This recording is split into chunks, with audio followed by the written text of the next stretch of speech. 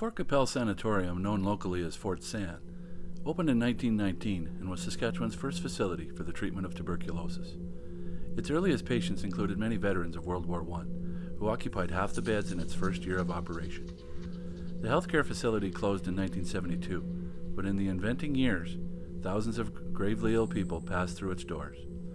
TB was known as a consumption, since it seems to consume people from within. Symptoms of the disease include chest pain, fever, night sweats, and coughing up blood.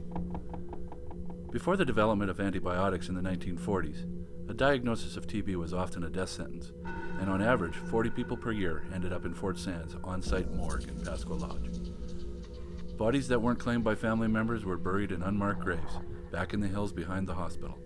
It's easy to see why the old sanatorium has become known as the most haunted location in Saskatchewan.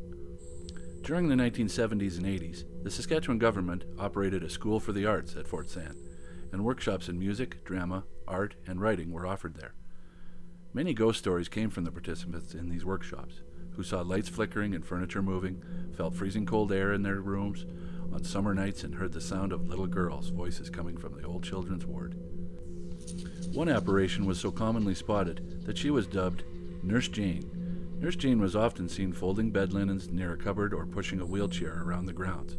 A second persistent ghost was nicknamed Blue Man, and film footage of an ectoplasmic shape purported to be him and has been recorded by a paranormal research group.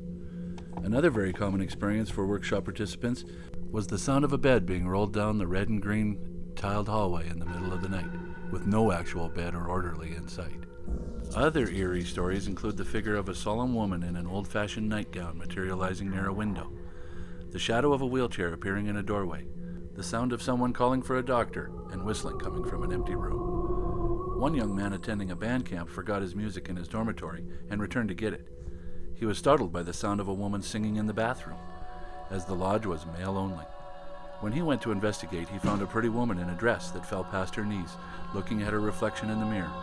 Although he spoke to her, she gave no sign that she heard him, and then she vanished before his eyes.